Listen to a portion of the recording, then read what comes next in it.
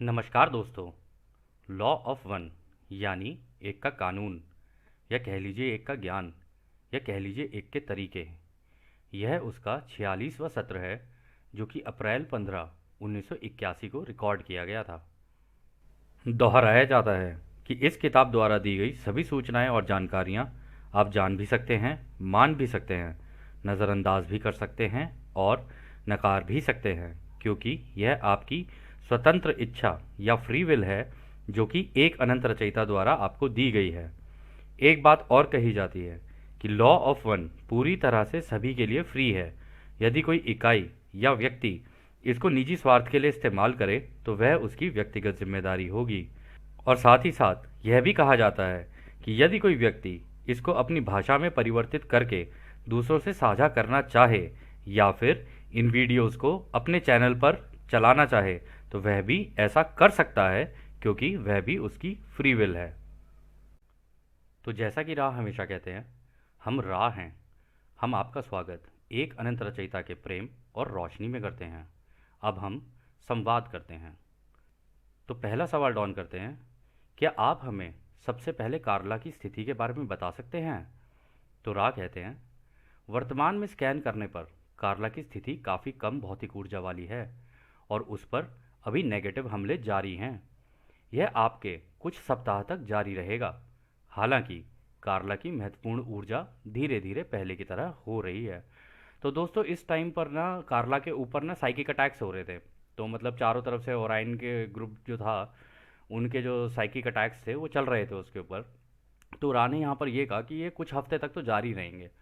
तो उसको बोलना कार्ला को अपना थोड़ा सा ध्यान रखे, और जो उसकी महत्वपूर्ण ऊर्जा है ना, वो पहले की तरह हो रही है। महत्वपूर्ण ऊर्जा वो थी, आपको याद होगा पिछले सत्र में रा ने कहा था, इच्छा शक्ति। तो जिसकी इच्छा शक्ति होती है ना, उसकी अगर ये चीज़ रहे तो बाकी जितनी भी ऊर्जाएं हैं ना वो बैलेंस हो जाती हैं फिर से। तो यहीं पे रा ने वो बात कही है। फिर अगला सवाल डाउन करते हैं। उस स्थिति में बेहतर होगा हम आपसे केवल एक ही सवाल पूछें, जब तक कि आप उससे अधिक प्रश्न पूछना ठीक ना समझे। लेकिन एक सवाल जो हमें परेशान कर रहा है, जो मुझे ध्यान करते वक्त याद आया, शायद यह एक अनुचित सवाल हो सकता है, लेकिन मैं इसे पूछना अपना कर्तव्य समझता हूँ, क्योंकि यह कार्ला और हमारी मानसिक स्थिति के लिए सबसे महत्वपूर्ण है। इसका संबंध उन दो बिल्लियों से है जिन पर आज हम काम कर रहे थे, जिसमें उनके दांत की सफाई शामिल थी और गैंडेल्फ के पैरों में हुए छोटे से फोड़े को हमने निकाल दिया था। मुझे यह विचार आया कि कहीं वहां से ओरियन समूह घुसपैठ न कर दे, और हम मुख्य रूप से इस बात से चिंतित थे कि क्या इन दो बिल्लियों की सुरक्षा के लिए हम कुछ कर सकते हैं।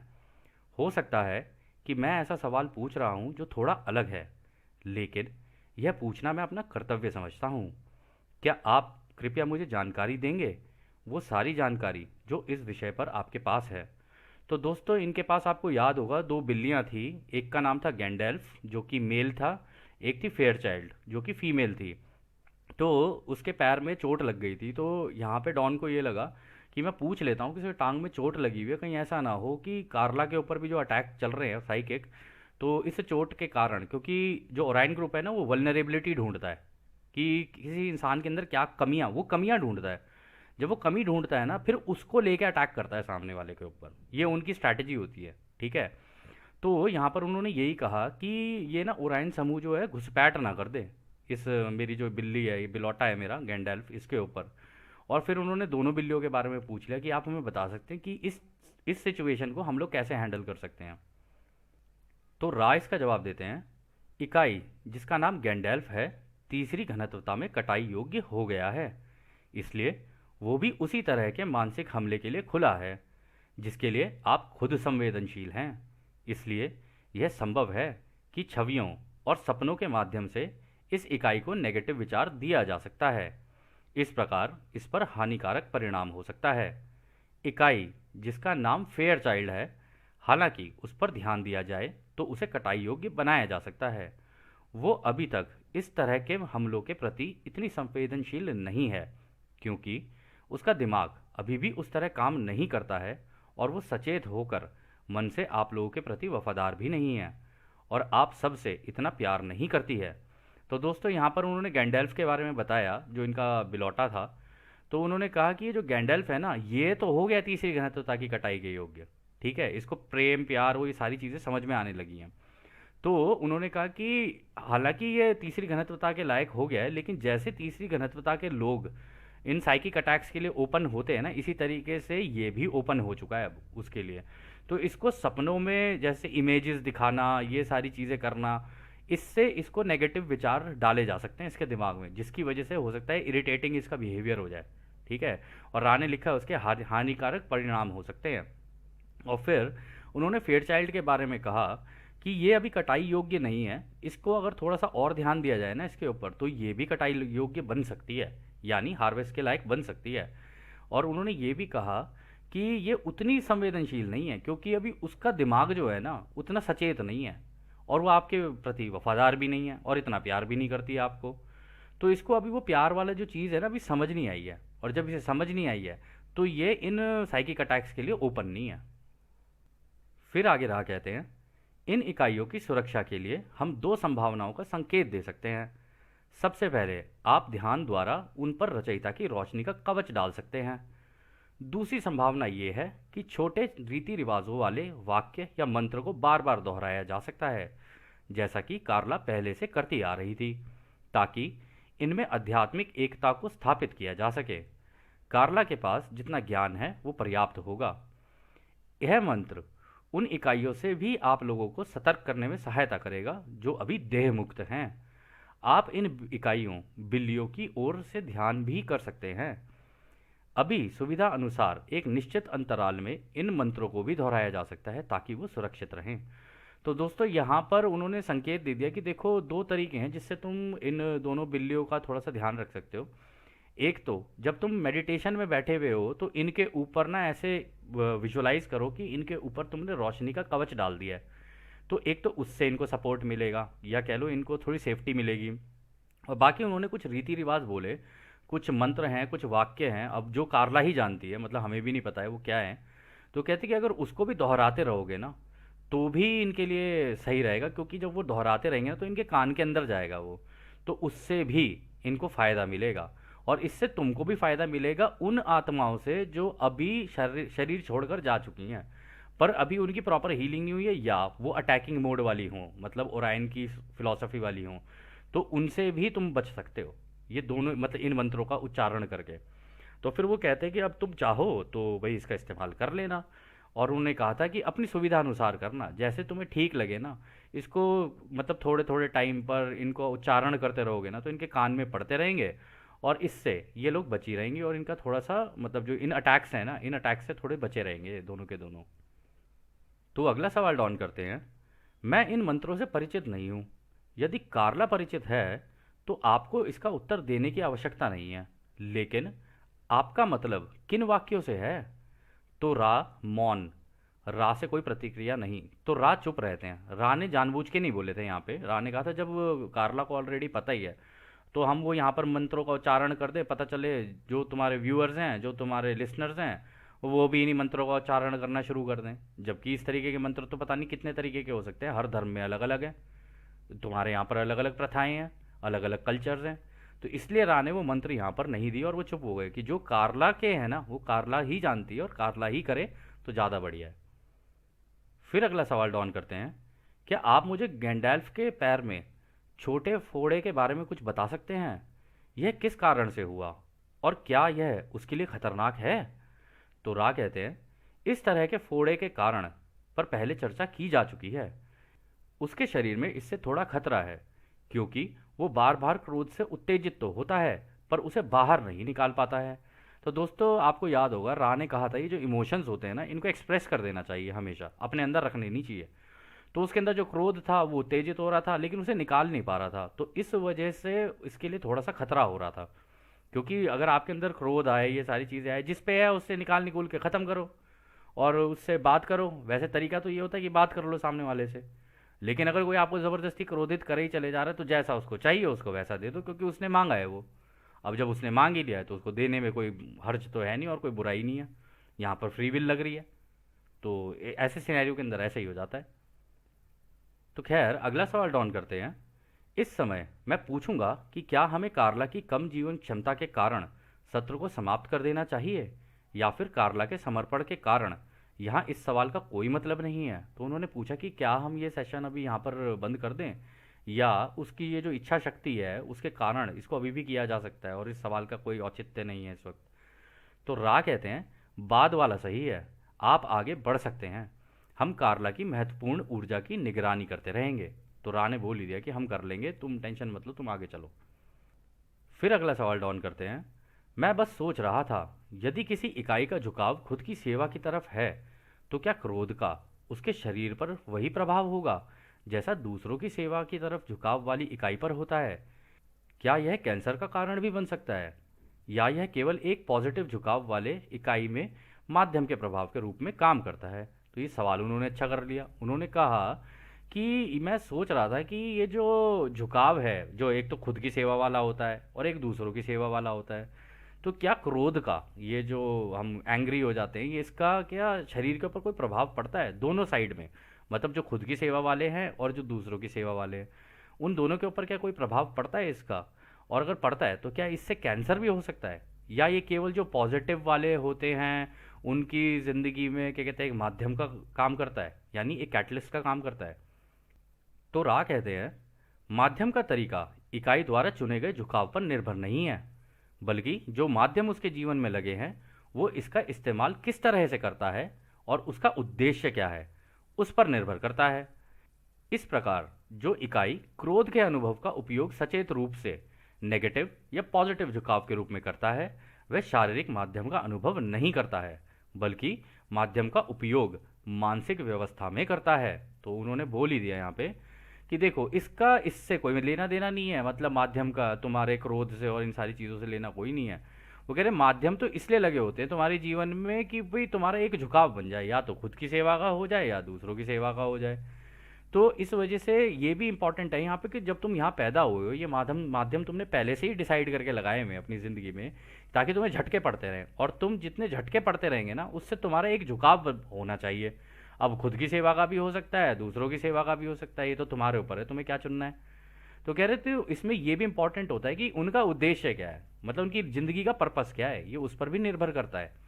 और इसी प्रकार उन्होंने कहा कि क्रोध का जो अनुभव है ना, ये सचेत रूप से नेगेटिव या पॉजिटिव झुकाव के रूप में कार्य करता है।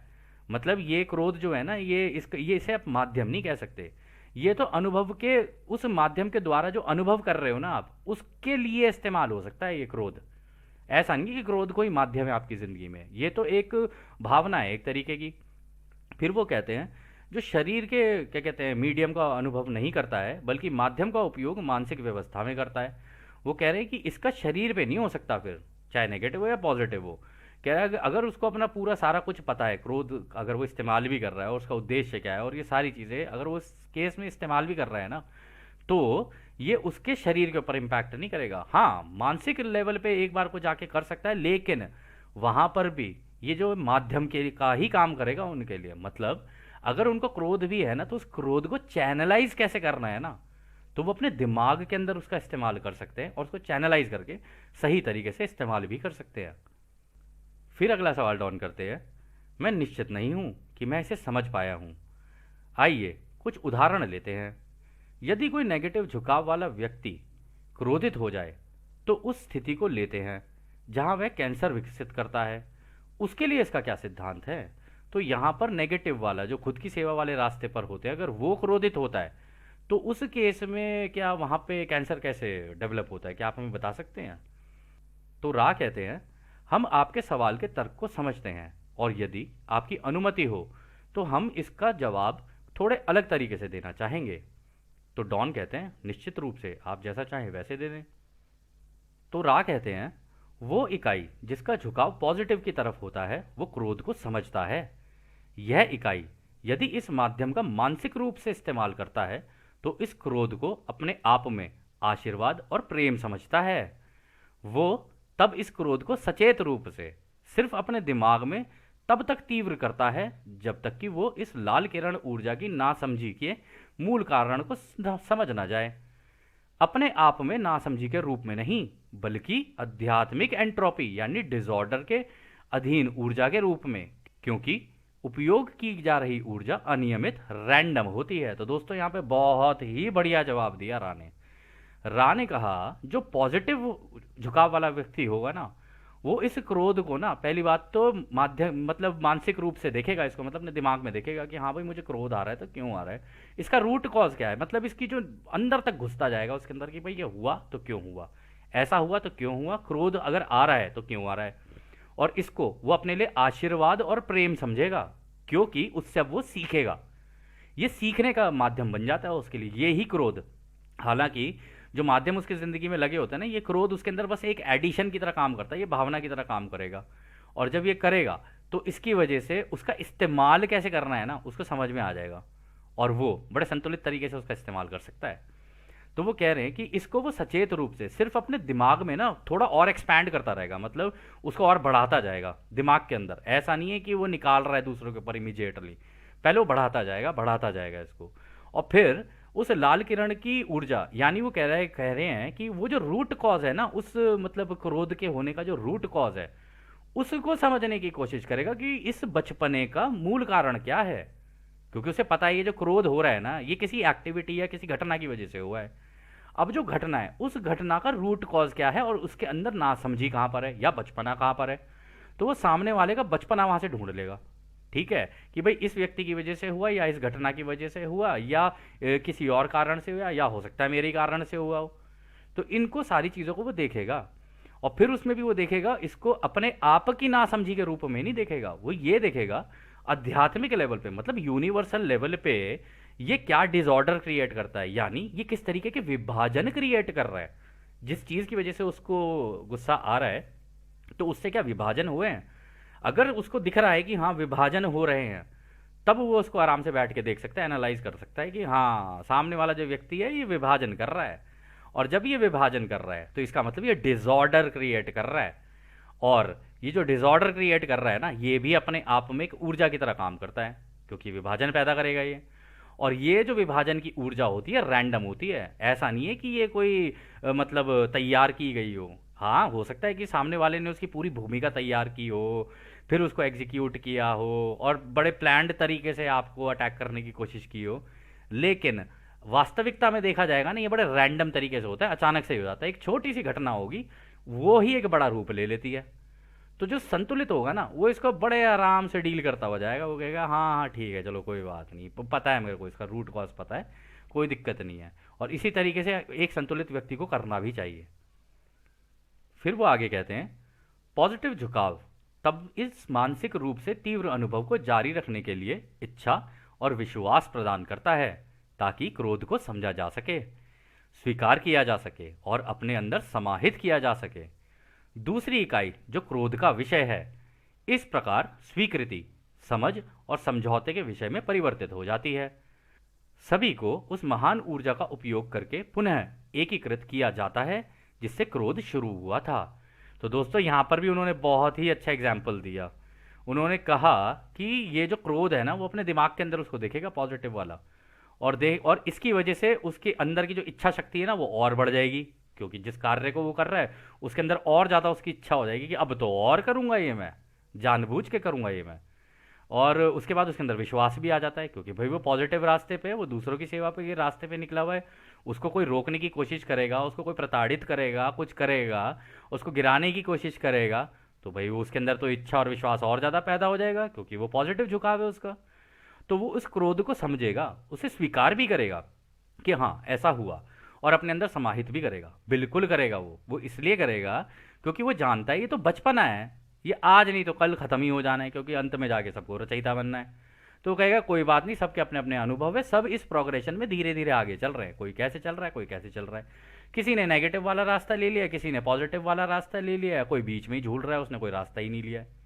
तो वो इन सारे जितने भी है ना ये मतलब लॉज को अच्छे से जानता है, वो अंदर से जानता है, और अंदर से इस सारी चीज़ को समझता है कि हाँ भाई ये तो तरीके हैं, रचयिता के बनाए हुए तरीके हैं। अब इसके अंदर क्रोध किसी को आ जाए और या कोई आपको क्रोधित कर दे तो भाई वो तो उसी की इच्छा है, क्योंकि उसने चुना ही है फिर।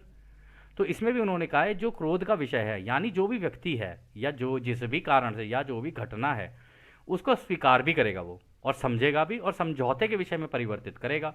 समझौता दोस्तों दो तरीके से हो सकता है। एक तो ये हो सकता है कि देखो यार, ये हमारा रास्ता है, ठीक, इस रास्ते पे हम लोग चल रहे हैं, क्या तुम हमारे इस रास्ते पर हमारे साथ चलना चाहोगे? अगर वो कहता है भैया मेरे को तो नहीं चलना इस रास्ते पे, मैं तो अगेंस्ट हूँ इस रास्ते के, मैं अपना ही कुछ करूँगा, तो ठीक है भाई, जब तुम अपना करोगे तो फिर उस दिशा में फिर आप अपने रास्ते निकल जाओ, मैं अपने रास्ते निकल रहा हूँ, बस यही हो सकता है, इससे ज़्यादा क्या होगा? इससे ज़्यादा तो कोई समझौता नहीं हो सकता ऐसी ऐसी सिचुएशन के अंदर। तो इस तरीके के जो समझौते हो जाते हैं ना, उनको स्वीकार करना होता है, उनको समझना होता है कि जो हो रहा है अच्छे के लिए ही हो रहा है और सभी के अच्छे के लिए हो रहा है, क्योंकि सामने वाले व्यक्ति के लिए भी तो उसने अपना चुनाव कर लिया ना, और जब उसने अपना चुनाव कर लिया है तो उसको भी पूरी आज़ादी है उसका इस्तेमाल करने की, अपनी दिशा में जाने की।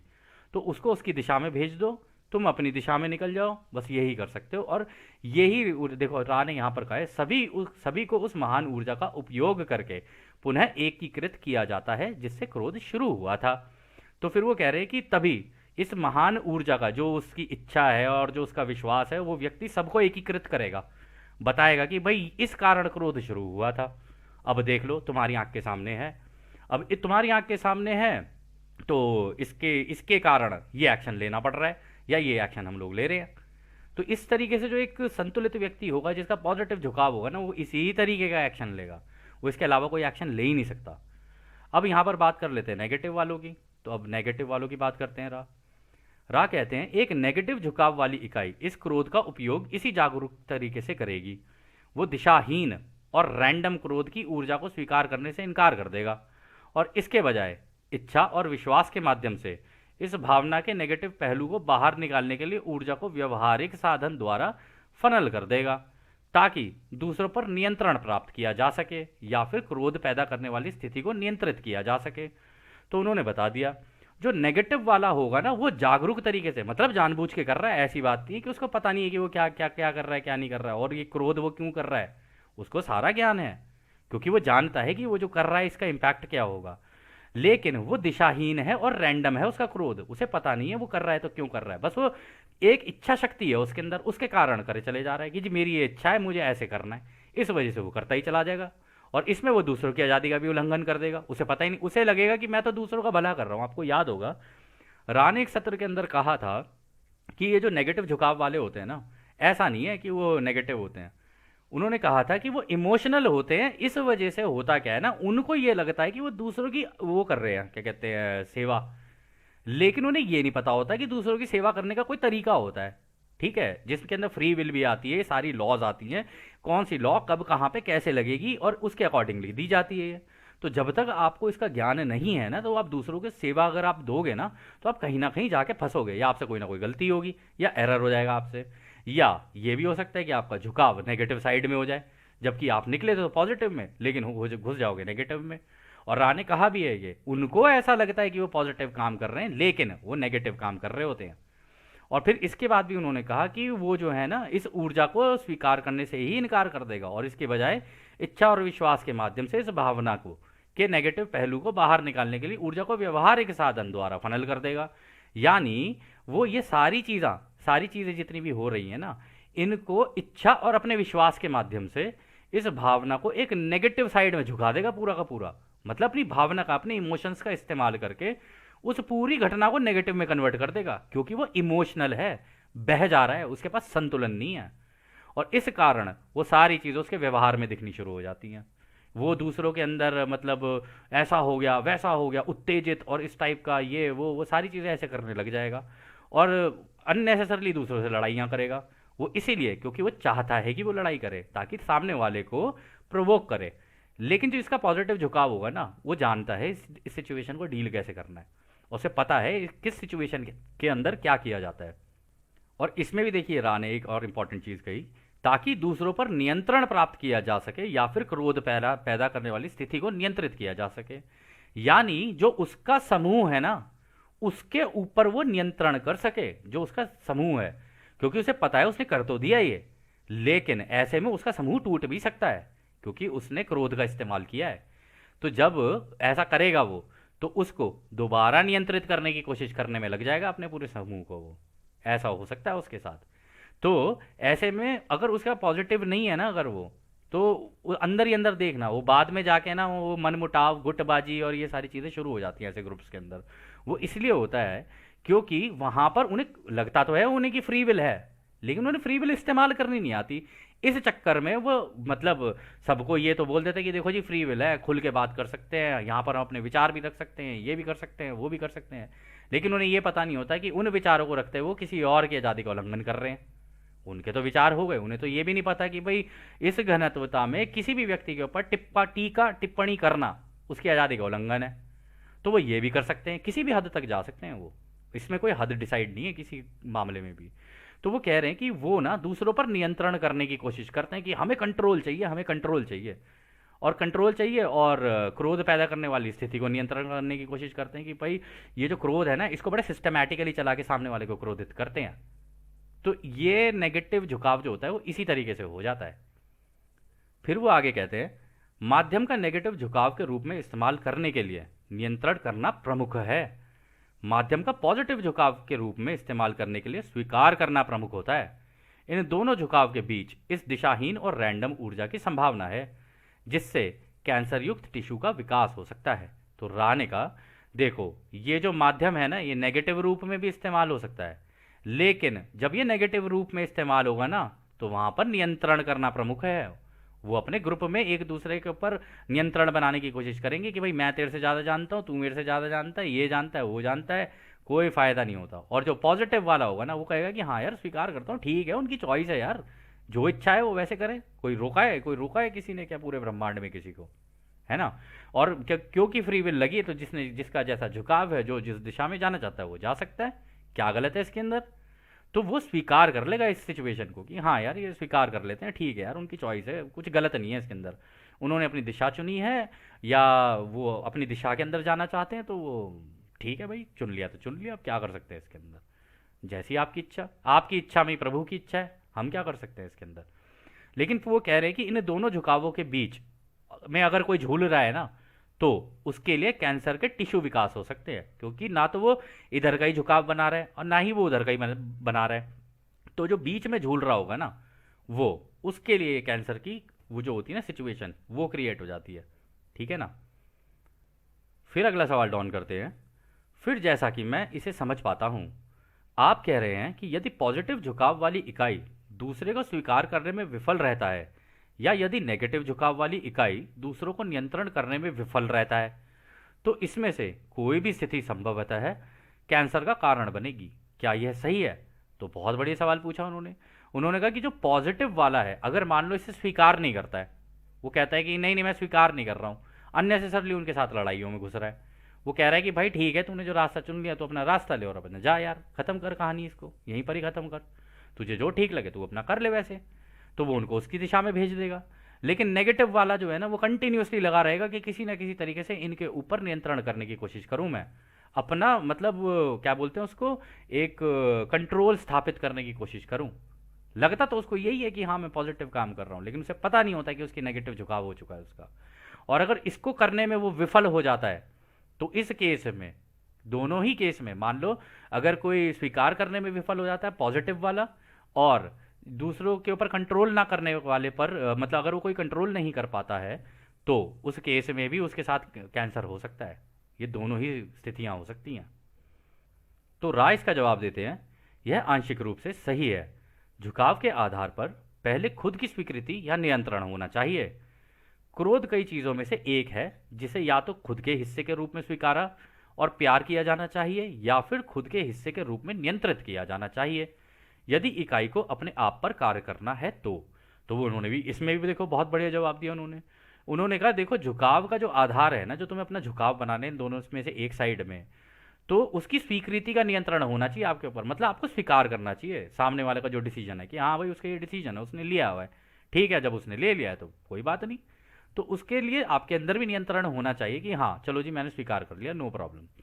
और जो क्रोधित है, ये जो क्रोध है, ये कई चीज़ों में खुद के हिस्से में स्वीकारा जाना चाहिए। अगर आप पॉजिटिव साइड में हो तो आपको स्वीकार करना और प्यार करना है इसको कि हाँ यार ये मेरे लिए लर्निंग थी और अच्छी लर्निंग थी मेरे लिए। और जैसा कि राय ने अभी कहा कि ये तो आशीर्वाद और प्रेम है तुम्हारे लिए, ये ऐसे कैटलिस्ट तो तुम्हारी ज़िंदगी में तुम्हें सिखाते हैं कि भाई तुम्हें इस तरीके की सिचुएशन को कैसे डील करना है, क्योंकि ऐसी सिचुएशन तो कभी भी आ सकती है तुम्हारी ज़िंदगी में। और तुम पॉजिटिव रास्ते पे चल रहे हो। तो रा ने बोला ही था कि पॉजिटिव का रास्ता भी इतना आसान नहीं है, झटके तो तुम्हें भी पड़ेंगे। ये मत सोचना कि तुम बड़े स्मूथली निकल जाओगे, स्मूथली कोई नहीं निकलता इससे। तो उन्होंने कह दिया इसको स्वीकार भी करना चाहिए और उसको प्यार भी करना चाहिए, और फिर इसको खुद के हिस्से में नियंत्रित भी किया जाना चाहिए यदि कोई इकाई अपने ऊपर कार्य करना चाहती है। तो कह रहे कि इसको नियंत्रित करके अपने हिस्सा मान लो कि यार ये सारी चीज़ें भी तो रचयिता के ही हिस्सा है और मैं रचयिता का हिस्सा हूँ। तो इसको एक्सेप्ट करो, और इसको एक्सेप्ट करके ये सोचो कि हाँ चलो ठीक है जी, हो गया जो हो गया, कोई प्रॉब्लम नहीं है, आगे निकलते हैं। ऐसे करके फिर वो अपने ऊपर कार्य कर लेता है और फिर वो आगे निकल जाता है, क्योंकि उसको पता है मेरा उद्देश्य ज़िंदगी का कुछ और है, मेरा कर्म कुछ और है, मैंने अपने लिए चुनाव कुछ और किया है, मैंने चुना कुछ है अपने लिए, तो मैं उसके ऊपर फोकस करता हूँ ना। कि क्या बचपने की चीज़ों के अंदर मैं पढ़ूंगा और क्यों मैं इन बचपने में पढ़ूँ। फिर अगला सवाल डाउन करते हैं। तब आप कह रहे हैं कि यदि नेगेटिव रूप से झुकाव वाली या झुकाव करने वाली इकाई यदि खुद के क्रोध को नियंत्रित करने में असमर्थ है या क्रोध में खुद को नियंत्रित करने में असमर्थ है, तो संभव है कि यह कैंसर का कारण बन सकता है। क्या यह सही है?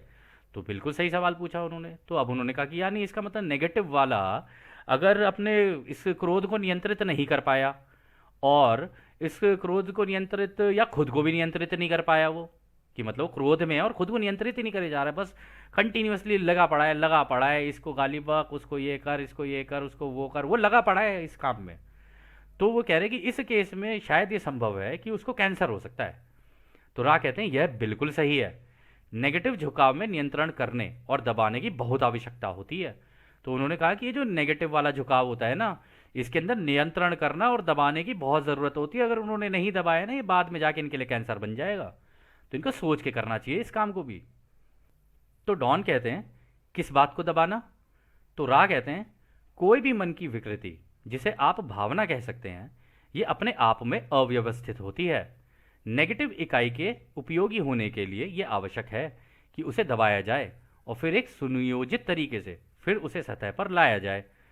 इस प्रकार आप पाएंगे कि उदाहरण के तौर पर नेगेटिव झुकाव वाली इकाइयां जो अपनी भावनाओं को दबाती हैं और नियंत्रित करती हैं, वो शरीर के बेसिक ज़रूरतों को पूरा करने के लिए यौन इच्छा का सहारा लेती हैं, ताकि इस प्रक्रिया में यौन व्यवहार की अनुमति होने पर अधिक उग्र होकर खुद को दूसरों पर हावी किया जा सके। तो यहाँ पर उन्होंने कह ही दिया है। उन्होंने कहा है कि ये जो है ना नेगेटिव वाली साइड में होता क्या है कि ये जो मन में जो विकृति, यानी जो मन के अंदर जो उनके जो विभाजन होते हैं ना, क्योंकि इसमें एनालिटिकल थिंकिंग वो लोग ज़्यादा कर रहे होते हैं, लेफ्ट ब्रेन थिंकिंग बहुत होती है उन लोगों की कि भाई ऐसा हो जाएगा, वैसा हो जाएगा, ठीक है, ऐसे है, ऐसे है, ऐसे। वो भी ऐसी बात नहीं है कि अनंत दिशाओं में नहीं सोच रहे होते, वो लेफ्ट ब्रेन थिंकिंग में अनंत दिशाओं में सोच रहे होते हैं। उनका लेफ्ट ब्रेन और राइट ब्रेन सिंक में नहीं होता है, इस वजह से होती है ये सारी कहानी। तो वो कह रहे हैं कि ये जो है ना, जो मन की विकृतियां हैं, जो अंदर ये जो उनके विभाजन हैं, ये सारे अव्यवस्थित होते हैं, उन्हें पता नहीं होता इन विभाजनों को हैंडल कैसे करना है। तो वो कह रहे हैं कि नेगेटिव इकाई के लिए खुद को उपयोगी बनाने के लिए ना उसको दबाना उसको ज़रूरी है, अपने गुस्से को, और उसको सुनियोजित तरीके से, मतलब बिल्कुल प्रॉपर तरीके से फिर उसे इस्तेमाल करे, सतह पर लाए, उसका इस्तेमाल करे। और इस प्रकार वो कह रहे हैं कि देखो उदाहरण के तौर पर अगर आप देखो तो ये जो नेगेटिव झुकाव वाले होते हैं ना, वो अपनी भावनाओं को दबाते हैं और नियंत्रित भी करते हैं, और शरीर के बेसिक ज़रूरतों को पूरा करने के लिए ना यौन इच्छा का सहारा ले लेते हैं। अब यौन इच्छा में बहुत सारी चीज़ें हो सकती हैं, वो उनका बचपना दर्शाने लग जाएंगे, वो ये भी हो सकता है, या हो सकता है जिस रिलेशनशिप में हो उसमें अपने पार्टनर को डोमिनेट करने लग जाएं, इवन मतलब इस यौन क्रिया के दौरान। तो वो कह रहे हैं कि ताकि इस प्रक्रिया में यौन व्यवहार की अनुमति होने पर अधिक उग्र होकर खुद को दूसरे पर हावी किया जा सके। तो यानी वो अपने गुस्से को कंट्रोल नहीं कर पा रहे हैं, तो वो उस गुस्से को निकालने के लिए अपने पार्टनर के ऊपर निकाल देंगे गुस्सा इस यौन क्रिया में। ऐसा भी हो सकता है, और ऐसा कई जगहों पर देखा भी गया है कि नेगेटिव जो एंटिटीज़ होती हैं वो इस तरीके की कर देती हैं चीज़ें उनको, क्योंकि कंट्रोल है ही नहीं। जब कंट्रोल खुद पर ही नहीं है, नियंत्रण ही नहीं है, और अपने मतलब गुस्से को चैनल करना नहीं आ रहा है, तो इस वजह से वो ऐसा कर सकते हैं। फिर अगला सवाल डाउन करते हैं। फिर पॉजिटिव झुकाव वाली इकाई भावना को दबाने का प्रयास करने के बजाय भावना को संतुलित करेगी, जैसा कि पहले के संपर्क में आपने बताया है। क्या यह सही है? तो रा कहते हैं हाँ यह सही है और एकता का मार्ग दर्शाता है।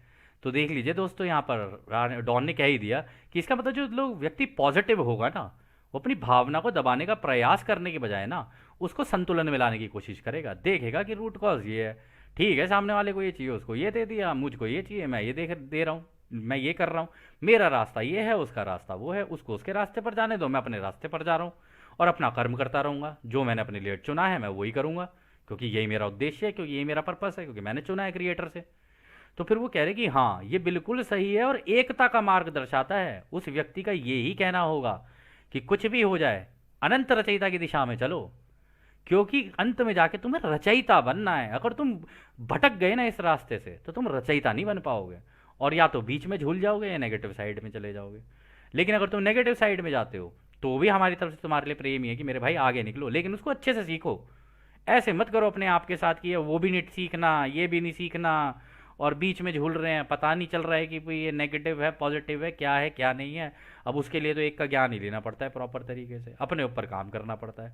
जब आप अपने ऊपर काम करोगे तो ऑटोमेटिकली आपके अंदर ये हमेशा रहेगा कि भाई सबको एकता के रास्ते पर ही लेके जाना है, उस एक अनंत रचयिता के रास्ते पर। लेकिन उसमें भी उनकी इच्छा होनी चाहिए, ऐसा नहीं कि अपनी इच्छा उनके ऊपर डाल दो कि जी ऐसे ही है।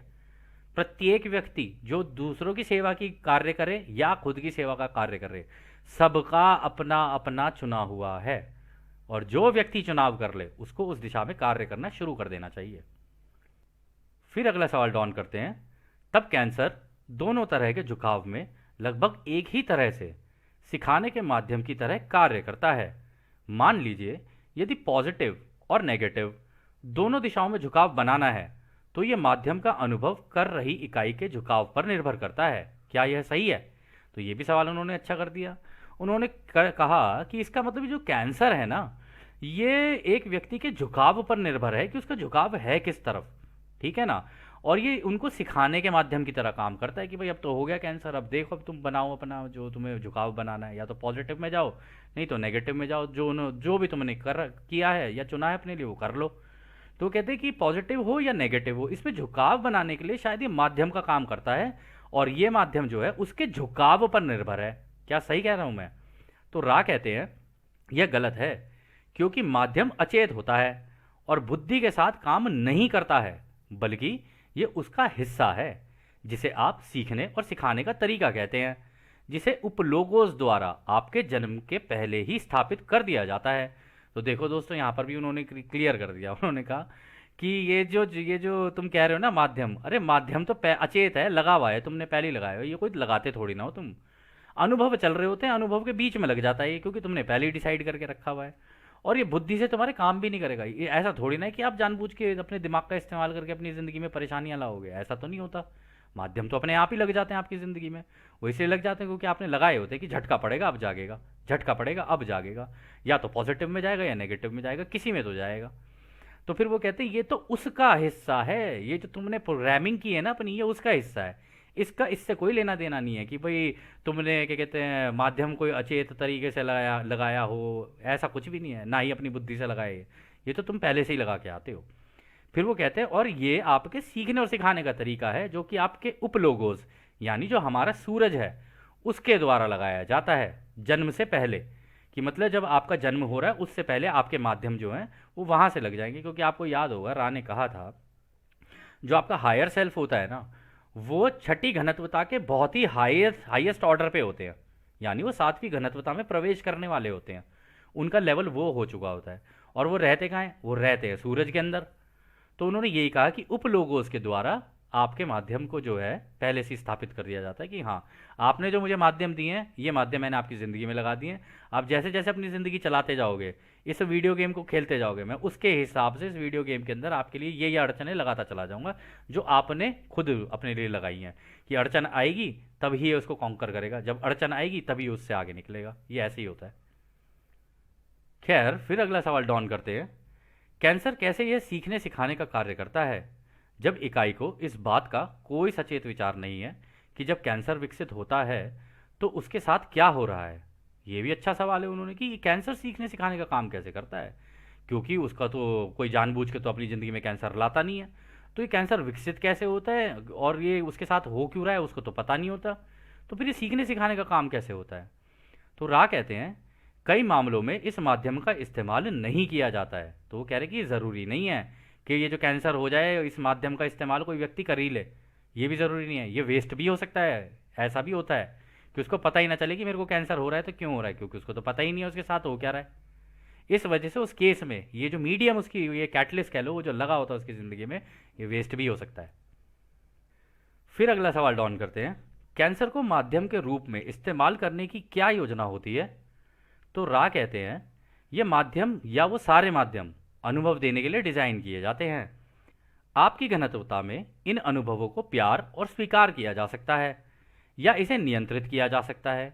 ये ही दो रास्ते हैं। जब कोई भी रास्ता नहीं चुना जाता है तो माध्यम अपनी योजना में फेल हो जाता है और इकाई तब तक आगे बढ़ता रहता है जब तक कि उसके जीवन में और माध्यम नहीं लगते हैं, ताकि उसका झुकाव एक दिशा में ना हो जाए। यानी कि स्वीकार करना और प्रेम करना या विभाजन करना और नियंत्रण करना। इस माध्यम के काम करने के लिए स्थान समय की कोई कमी नहीं है। तो दोस्तों, ये भी बहुत ही बढ़िया जवाब दे दिया रा ने कहा, ये जो माध्यम है ना, ये तो दोस्तों तुम ही नहीं डिज़ाइन किए होते, क्योंकि तुम्हारी वीडियो गेम है, तुम खुद अपनी डिज़ाइन करके आए हो कि भाई इस तीसरी घनत्वता में मैं ऐसे खेलूंगा, अपनी ज़िंदगी ऐसे चलाऊंगा। मुझे जाना तो अनंत रचयिता की दिशा में, अब जाओ उधर से जाऊँ या इधर से जाऊँ, उधर से थोड़ा लेट पहुँचूंगा, ये दूसरों की सेवा वाले रास्ते से थोड़ा जल्दी पहुँच जाऊँगा, यही है। तो वो कह रहे हैं, ये तो आपने खुद डिज़ाइन किए होते हैं, और आपकी घनत्वता में, जिसमें आप हो तीसरी घनत्वता में, या तो आप इसे प्यार से ये मान लो कि ओहो झटका पड़ गया, इसे प्यार से स्वीकार कर लो कि ओहो ये झटका मुझे कुछ सिखाने के लिए आया था, या आप इस झटके के ऊपर नियंत्रण कर लो। ये जो झटका पड़ा है आपको, इस पे इसको कंट्रोल करने की कोशिश करो। बस यही दो रास्ते हैं। अब वो इसमें भी आगे ये कह रहे जब ना तो तुम यही कर रहे हो, दूसरों की रास्ते पे, मतलब दूसरों की सेवा के रास्ते पे चल रहे हो, ना ही तुम ये डिसाइड कर रहे हो कि मुझे खुद की सेवा के रास्ते पर जाना है, तो ये जो माध्यम है ना, तुम्हारी ज़िंदगी में लगातार लगते रहेंगे। मतलब तुम्हारी ज़िंदगी में अड़चने, दिक्कतें, परेशानियां लगती रहेंगी, लगती रहेंगी, लगती रहेंगी, जब तक कि तुम एक झुकाव ना बना लो, या तो दूसरों की सेवा का या खुद की सेवा का। ये दोनों में से एक होना ही चाहिए अगर तुम्हें अपनी गेम को खेलना है तो। और अगर अगर तुमने नहीं खेला, तो वो कह रहे कि इसमें उन्होंने देखो कितनी इंपॉर्टेंट बात की, उन्होंने कहा यानी कि स्वीकार करना और प्रेम करना या विभाजन करना और नियंत्रण करना। कह रहे हैं कि या तो तुम दूसरों की सेवा के रास्ते पर चुन लो, स्वीकार करने, मतलब अपनी इन अड़चनों को, इन दिक्कतों को स्वीकार कर लो, और दूसरों को प्रेम करो और आगे निकल जाओ। ठीक है, जितने, अब जिसको प्रेम चाहिए उसी को तो प्रेम दे सकते हो, अब सबको तो प्रेम नहीं बांट सकते ना आप भी। अब किसी को आपका प्रेम चाहिए ही नहीं तो आप नहीं दे सकते उस केस के अंदर, लेकिन जिनको चाहिए उनको तो दे सकते हो ना। तो ऐसे इसको स्वीकार करके आगे निकलो। या फिर अगर तुम खुद की सेवा के रास्ते पर हो, तो फिर विभाजन करना सीखो और दूसरों पर नियंत्रण कैसे किया जाता है वो सीखो। ये दोनों ही चीज़ें तुम्हें सीखनी पड़ेगी। फिर वो कहते हैं इस माध्यम में के काम करने के लिए स्थान समय की कोई कमी नहीं है। यानी कि तुम्हारे पास बहुत जिंदगियां हैं, तुम जितने चाहो उतनी जिंदगियां ले लो, जियो मरो, जियो मरो, पूरी जिंदगी निकल जाए, जियो मरो, यही करते रहो। जब तक तुम ये चुन नहीं लोगे ना दोनों में से कोई एक रास्ता, तब तक तुम्हारी जितनी जिंदगियां हैं ना उनके अंदर ये माध्यम लगते ही रहेंगे, लगते ही रहेंगे, लगते ही रहेंगे, और तुम ही लगाते जाओगे इनको बार बार, क्योंकि तुम्हारी आंख ही नहीं खुल रही है। तुम्हें आंख से जगाने की ही तो है ना ये बात कि भाई तुम्हारी ज़िंदगी में झटके लग रहे हैं, दिक्कतें आ रही हैं, परेशानियां आ रही हैं, कम से कम सवाल तो करो कि क्यों हो रहा है ये। जब सवाल करोगे क्यों हो रहा है, तब ही तो अपना कोई झुकाव बना पाओगे ना। एक दिशा में तो जाओगे, या तो खुद की सेवा या दूसरों की सेवा। खैर, फिर अगला सवाल डॉन करते हैं, मैं मान रहा हूं कि उपलोगोज या लोगोज की योजना चौथी घनत्वता या उसके ऊपर की घनत्वता के पॉजिटिव या नेगेटिव समूह के लिए होता है। क्या आप मुझे इन दो प्रकार के समूहों के लिए योजना का उद्देश्य बता सकते हैं, जिसका संबंध कूलम्स लॉ या नेगेटिव और पॉजिटिव विद्युत ध्रुवीकरण, इलेक्ट्रिकल पोलैरिटी, या कैसे भी आप बस बता दें मुझे, जैसे भी आपको ठीक लगे आप वैसे बता दो। सवाल तो बहुत बढ़िया है। उन्होंने कहा क्या ये उपलोगोज, या कह लो कि हमारे उपलोगोज हो गए यानी हमारे सूरज, और लोगोज हो गए यानी हमारे आकाशगंगा के सेंटर में जो है गैलेक्टिक लोगोज।